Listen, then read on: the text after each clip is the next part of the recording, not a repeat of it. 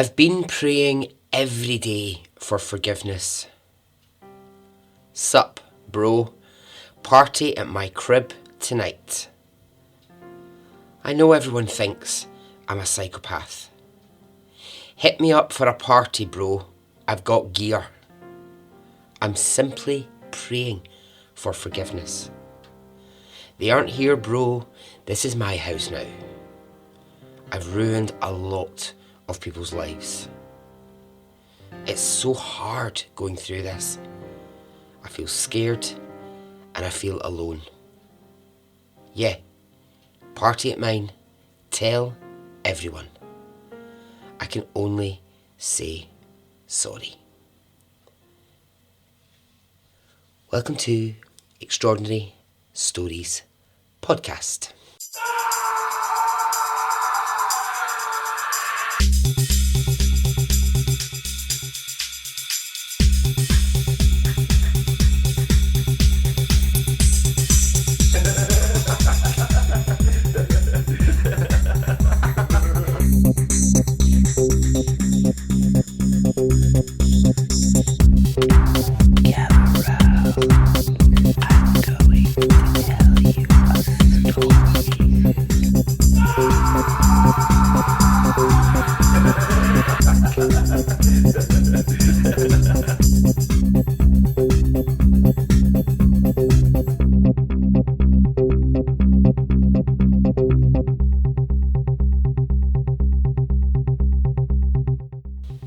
Hey, how are you?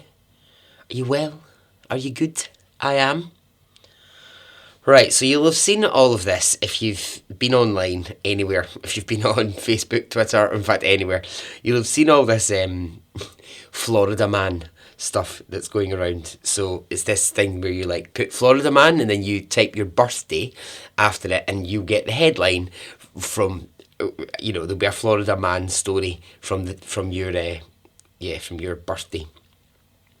Some of them are pretty crazy. Some of them are just really funny. So I was doing it, right? Because I just thought I'll have a look. Mine was something ridiculous like Florida man dressed as a bull tries to burn down his house with ragu or something really stupid. So I'm looking through them and I'm looking at other people's and I'm like, these are all really funny. And then I find one that's not funny. Suddenly, my search took a very dark turn. So I see this headline and I think, okay, I'm going to read this story. And when I did, I was like, okay, I instantly need to tell this story on the podcast. So what I'll do is, first of all, just because in the spirit of the Florida man thing, I must apologise, by the way, if you're from Florida listening to this, being like, oh, for fuck's sake, here we go again. Someone else attacking Florida. But I'll just do a couple of the silly ones that I did find to start with, and then we'll get on with the real story. So, number one, first one I found was, Florida man says, I won't live without my emotional support squirrel. Okay then. So this is Ryan Bolan, who one day discovered a squirrel in his Tampa apartment. Now, did he do what I would do and run around shouting, fuck, there's a squirrel, what we're going to do? No. He instead made the squirrel his pet. He called it Brutus. And they've lived in this apartment for over a year now. So when Ryan's landlord came round and was like, get the squirrel gone, I don't want it here, Ryan started saying, I can't live without the squirrel. He's my, he's my emotional crutch. I need the squirrel. The landlord says, look, you're breaking all the rules and you're using this whole pet comfort thing as a shit excuse, so you're going to have to go. But Ryan is refusing to move out the house and he will not get rid of his squirrel. Number two, a Florida lawyer sets his trousers on fire in court whilst defending an arson case. What the hell? Right, so a Florida lawyer was defending a man who'd been charged with arson. Now, the man who'd been charged said he was innocent because it was his car that got on fire, and he said, I didn't set it on fire for insurance purposes. It just burst into flames on its own. So this lawyer is trying to sort of, defend this person in court. The judge, the jury, they're all a bit dubious of this, when suddenly the lawyer himself goes on fire.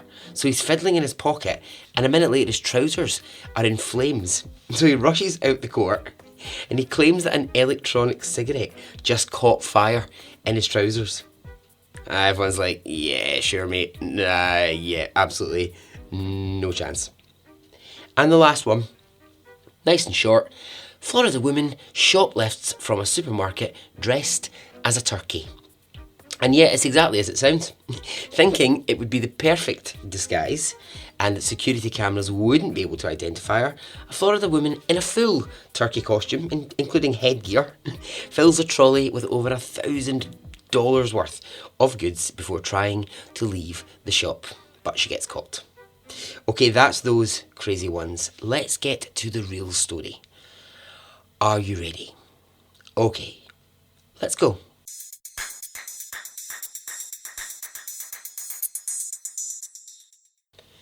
The text messages start. Sup, bro.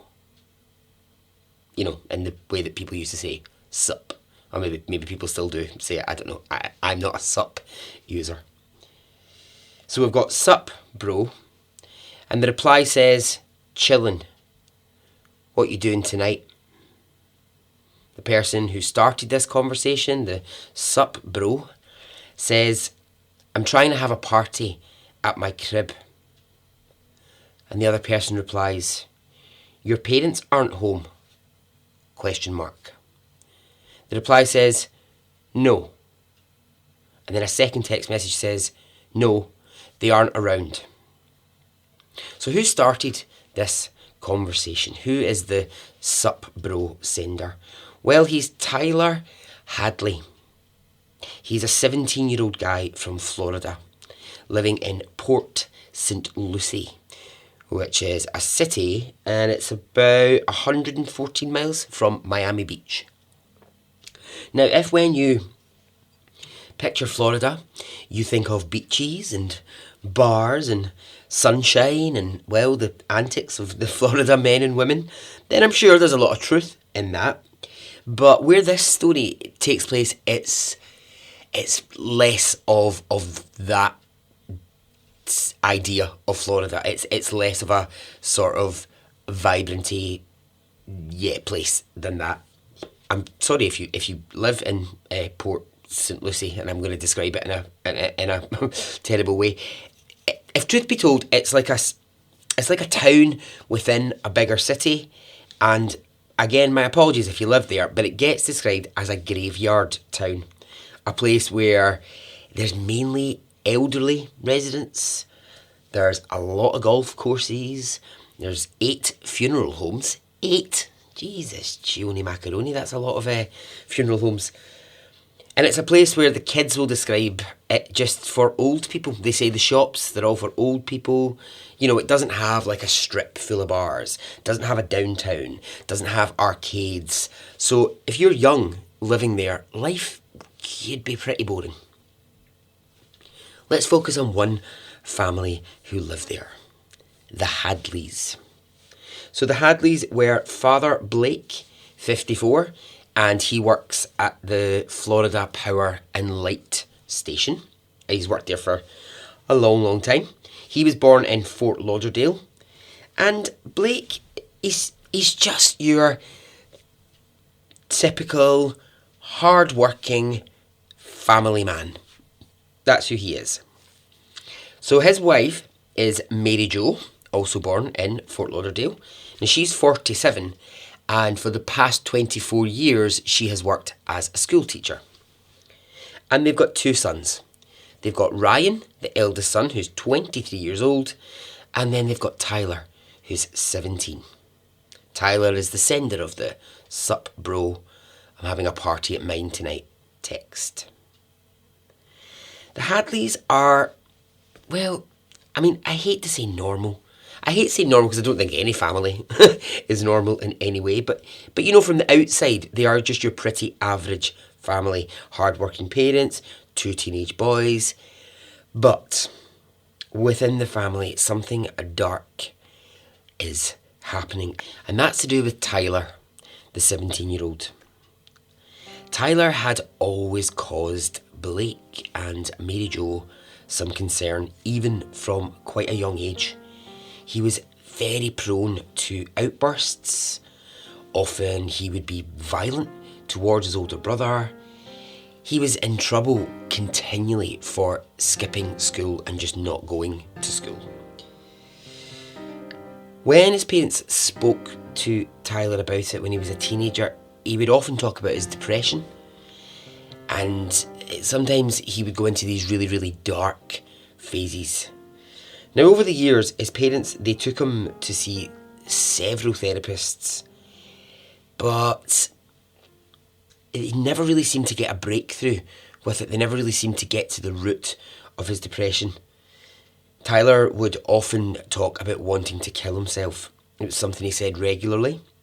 He said it to his parents, he said it at school, he said it to therapists, and whenever he was asked why, he never really ever offered an answer. People who knew Tyler, they all had very different things to say about him. And in a way it's weird, because it almost sounds like it doesn't add up to the same person. So when I was researching this, I was like, hang on, is this the same guy? Is everyone just talking about the same person? But, they've all got different things to say. So the neighbours would say, oh, he's such a sweet guy, he's really helpful, he's respectful, and he's got good manners. He would do anything for you.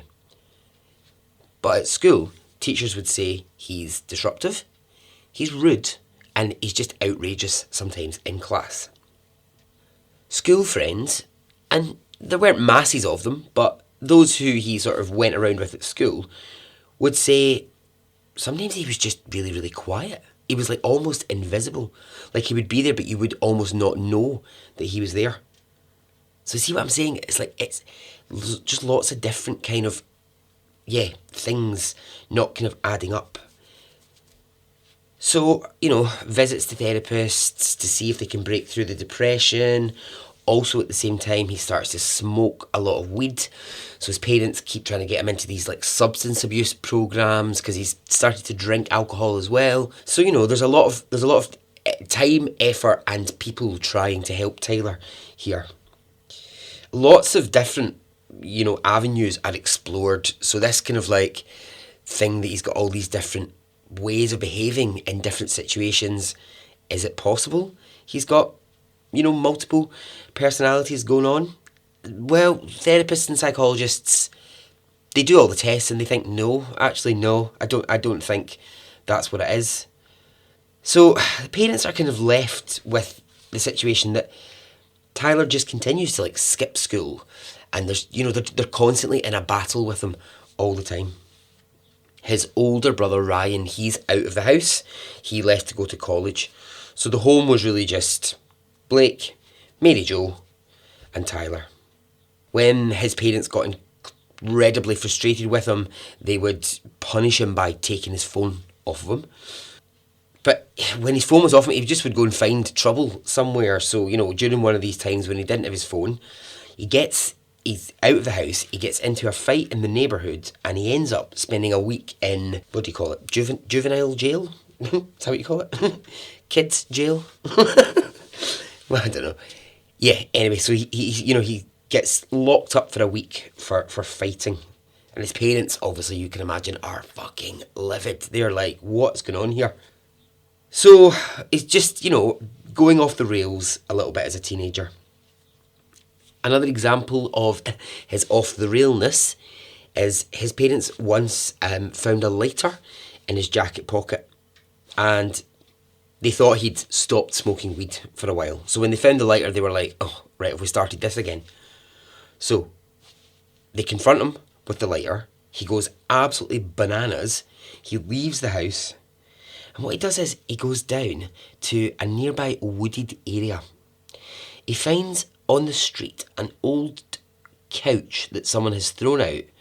He takes this couch into the wooded area and he sets fire to it, just out of pure rage that his parents had found this lighter in his pocket and asked him if he'd started smoking again. So he could be very, very volatile. His parents, they would wait up at night if he didn't come home. So his curfew was 11 o'clock. And so there's a night where he just doesn't come home by 11. He comes through the door at 4 a.m. and he was, and this is a quote, smashed as fuck. So his mum and dad, they go nuts. They discover that he'd gone to a party, he'd taken a mix of like ecstasy tablets, alcohol and cocaine. So once this happens, they put him into a rehab facility for a month. And at the end of that, he leaves and they think he's better. But days after getting out, he's back to drinking and back to taking drugs. So, a really tough time for this family. Let's go back to the messages that he is sending. This is the same day as the sup bro message. Tyler texts his friend, "Party at mine tonight, bro." Then he goes to Facebook. Facebook. I don't know if I've ever mentioned that there's a Facebook group for this podcast. You should have a look at it, it's really good. Anyway, Tyler goes to Facebook and he posts to all of his friends, "Party at mine tonight, HMU." Now, if you're not down with the street lingo, don't worry, neither was I. I had to actually Google, what does HMU stand for? Hit me up stands for. I was like, what? I'm not a user of the phrase, hit me up.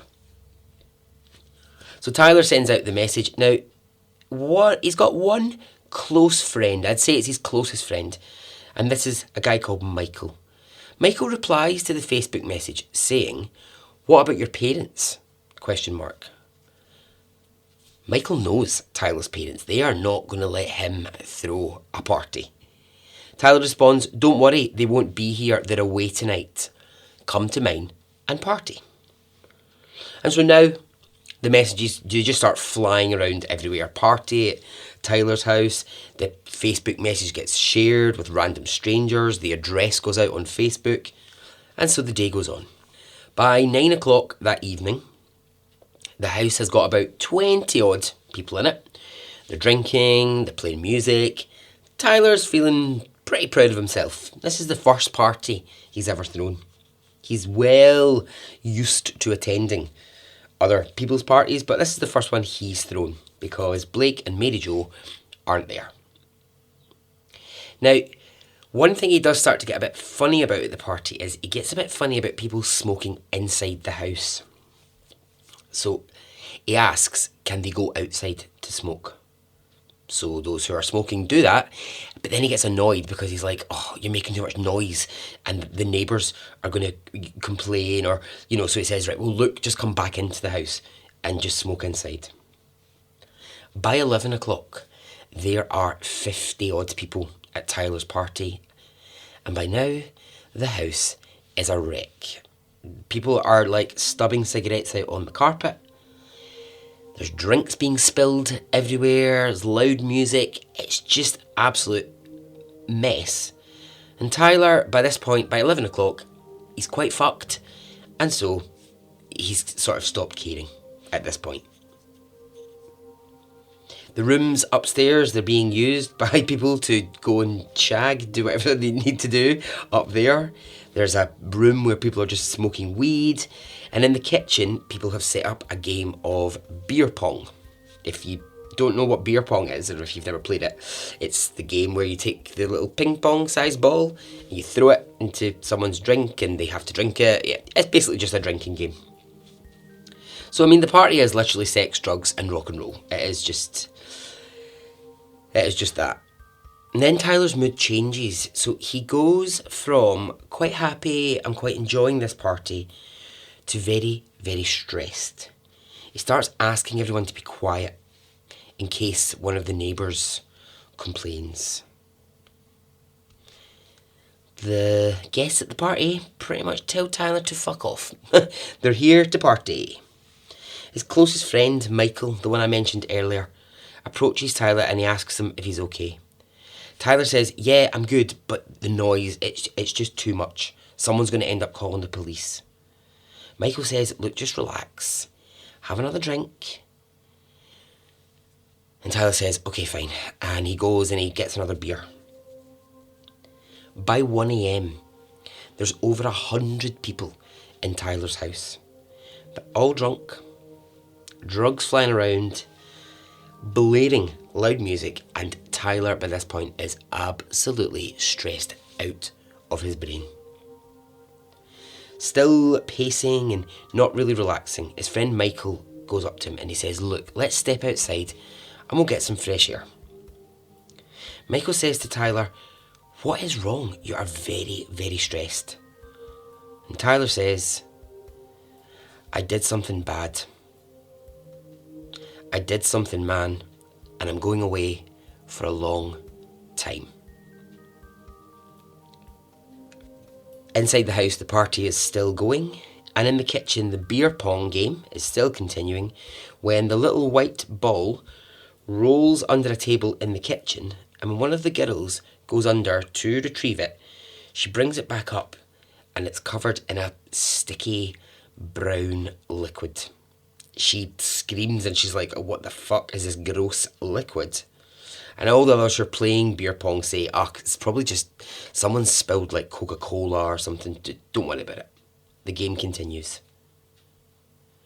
Outside, Tyler and his friend Michael are sitting in the driveway, and Michael says, what do you mean you're going away for a long time? Tyler says, 60 years, I'd guess. Now it's at this point Michael gets an odd feeling. He suddenly realises, for the first time that night, that Tyler's parents' cars are sitting in the driveway, just where they are. And he's thinking, why are both cars here? If they're away for the night, one of the cars would be gone.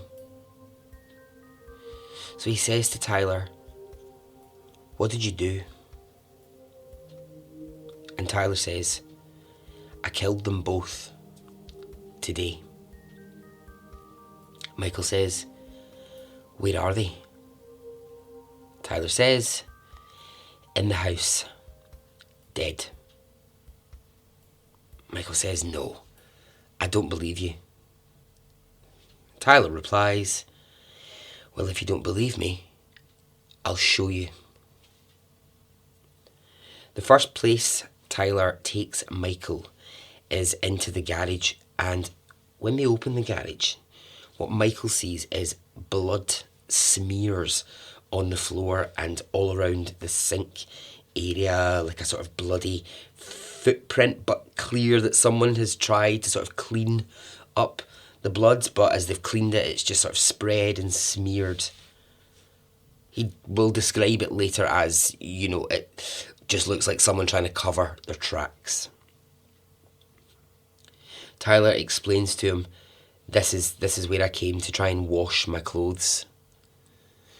And then he says to Michael, let me take you to their room. So they walk towards the bedroom of Blake and Mary Jo, and Tyler takes a key out of his pocket. He unlocks the door, him and Michael enter, and Tyler locks the door behind them.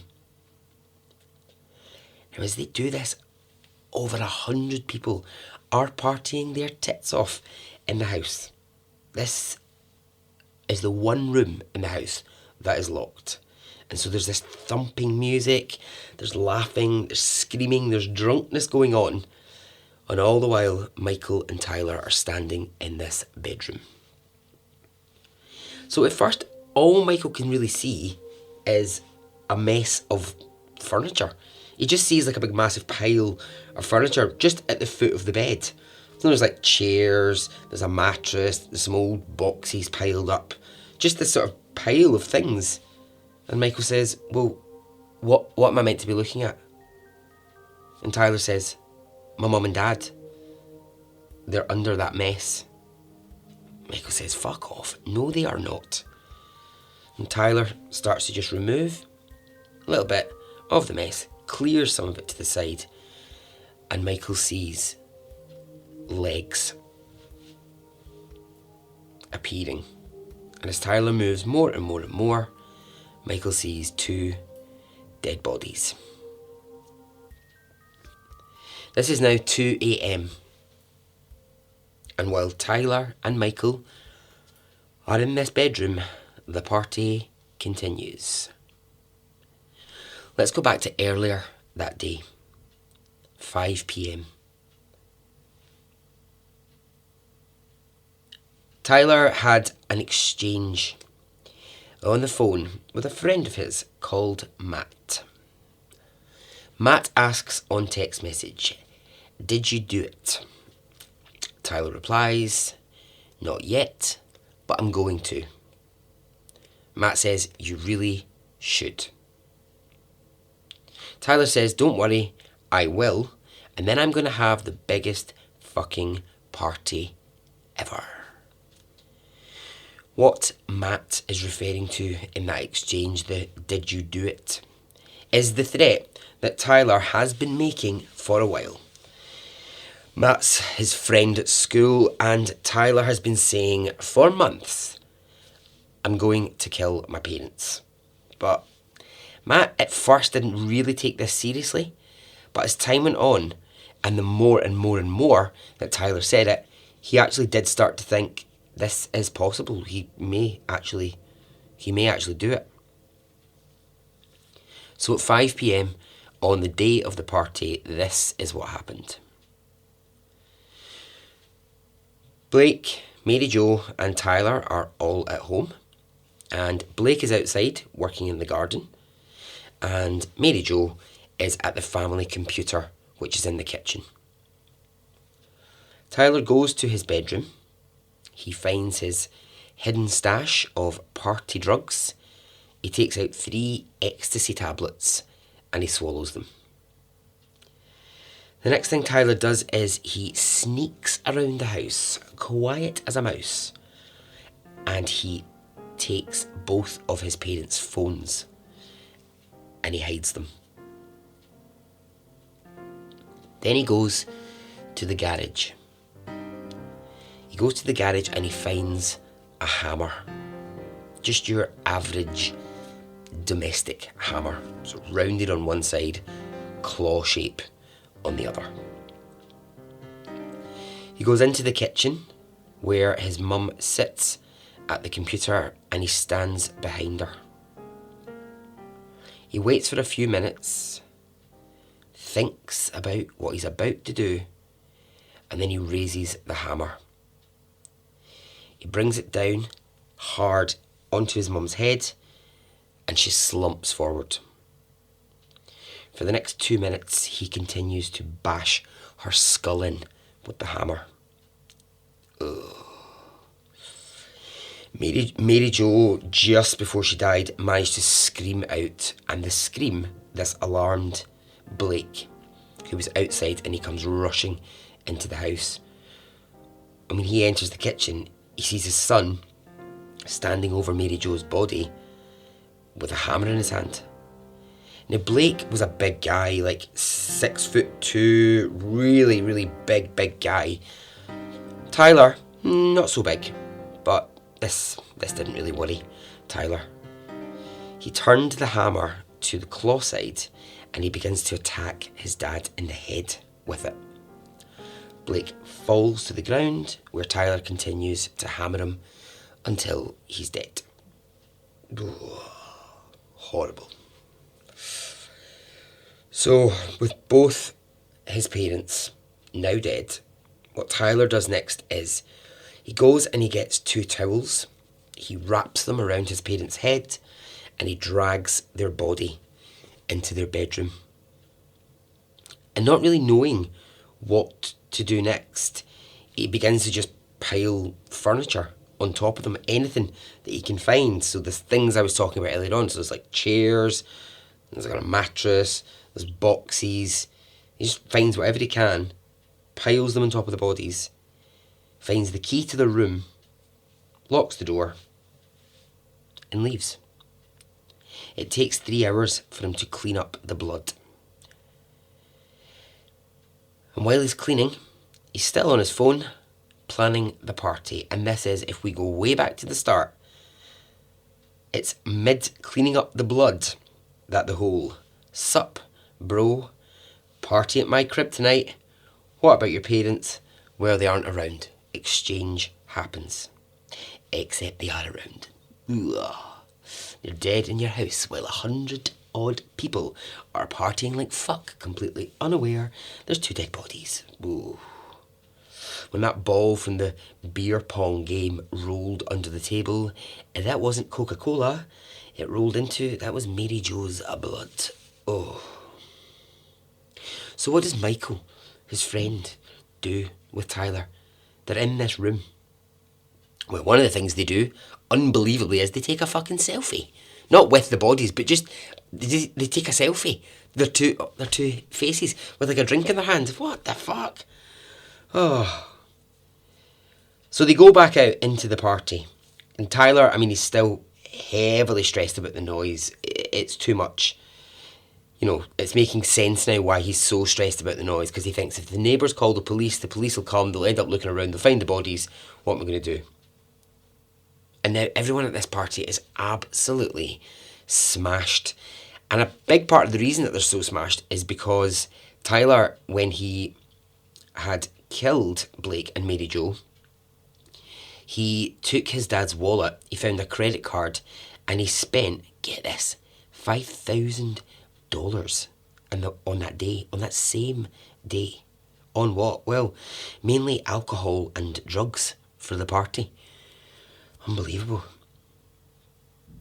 If you would have guessed at this party, it's the best party ever. You've got free alcohol, you've got free drugs. Yeah, do whatever you want. Little do you know, there's 2 dead bodies in the house. So, one of the neighbours does actually call police, because the guests at his party by now are just, oh my god, they're creating the biggest hullabaloo ever. They've gone outside, they're just pissing in the street. They're doing things like stealing like mailboxes off of people's bloody houses and like basically just running up and down the streets, absolutely out their face like nutters. So the police arrive. And what Tyler does is he gets everybody back inside and he screams to them all that they have to get into like a bedroom or a room somewhere and hide. So he opens the door to police and they say, okay, we've had reports of noise and some disturbance. And Tyler says, look, I was having a party earlier on, but it's finished now. It's over, there won't be any more noise. And police say, okay, fair enough. They leave, but they don't go too far away. Once they're gone, Tyler tells everyone they can come out of hiding in their rooms, but they have to try and keep the noise down. It's been over an hour now since Michael has seen the bodies of Blake and Mary Jo. And although Tyler is his best friend, he knows what he needs to do. He calls police and he tells them everything. He says, I'm at a party and my best friend has just shown me the bodies of his parents who he killed earlier today. So he's making this call. Tyler obviously doesn't know. This just shows how completely disconnected from the situation Tyler is. He's on Facebook posting, party at mine tomorrow night. So he wants to just repeat the party the second night. Do you know what I mean? He's just completely not connected to it. So the police, who had originally come to check on the noise, they get the call and they come straight back to the house. They insist on looking around. Tyler tries to stop them, but 2 officers demand that he opens the parents' bedrooms, and of course police find the dead bodies. Tyler is immediately arrested. Police will say during that whole going into the house and going to look for the bodies, they just said that he just had the widest eyes ever and seemed to not blink, just seemed to go into this really strange sort of stare, and he had a very odd look in his face. It's probably partly drugs, I would think. So the party is cleared of people, the house is shut down, and the yellow tape that says crime scene goes up. Tyler is questioned for the next 14 hours, And, by now, he knows the jig is up. Tells police the entire story of how he murdered his parents and then threw a party. Michael, who had called the police, he also tells his side of the story. Obviously, Tyler is charged immediately and a hearing is called, but because Tyler is only 17, he can't go to prison. He has to go to a juvenile delinquent facility. Why can I not get the name of that right? What do you call that? I don't know. Blake and Mary Jo's funeral comes around once police have released the bodies and nearly 2,000 people turn up to see them be buried. Tyler doesn't attend the funeral. His older brother Ryan, who's, remember I said, was away at college, well, he comes home during all of this, and when people ask him, have you seen Tyler? He says, no, not yet, but I am going to go and visit him wherever he is. And they'll say, what will you say to him? Like, what can you say to your younger brother who's killed your parents? And he says, I'll have to forgive him because that's what they would have wanted. From prison, Tyler writes this letter. I was just living my life as a normal 17-year-old kid, and next thing I know, I'm in the middle of St. Lucie County Jail. I ruined a lot of people's lives and I can't seem to forgive myself. I find myself crying a lot because of the guilt. Every day I beg for forgiveness and I ask God not to send me to hell. I don't want to go there. Father Michael told me that if I just confess my sins and repent, then God will forgive me for everything. I just can't get rid of the guilt. It's swallowing me whole. It's making me pretty depressed, and I want to say I'm really sorry for all of the grief that I've stirred up. I know everyone thinks I'm a psychopath, but I am really sorry for everything. I feel extremely bad for Ryan and my grandparents for the grief I've caused. I feel like Ryan doesn't love me anymore, but I know he does, and that he's just going through a rough time. It's so hard going through this. I'm scared and I feel so alone. In 2014, Tyler was of the age where he could be tried as an adult, and he was sentenced to life in prison without the chance of parole. And so ends the story.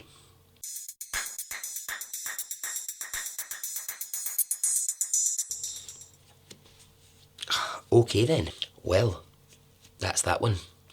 Yeah, so there I am, laughing away, Florida man, Florida woman, ha ha ha, and then I suddenly get to this one and I'm like, oh, not so funny. Not so funny at all. Yeah, pretty rough story. Pretty visual, that story. There's bits of it that's just like really visual. Anyway, that was that. Hope you enjoyed it. Yeah, pretty much I'm out of here, and I'm just going to sign off by saying the same thing I always say. You must be so bored of it by now. Twitter, Instagram, Facebook group, or you can email me, extraordinarystoriespodcast@gmail.com. It would be lovely to hear from you. Okay? Goodbye.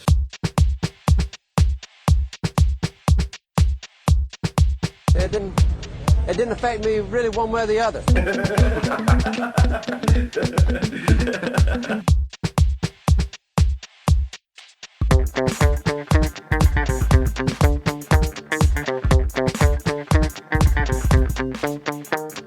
I would imagine from the look on his face, let's get it on, let's do it, let's get it over.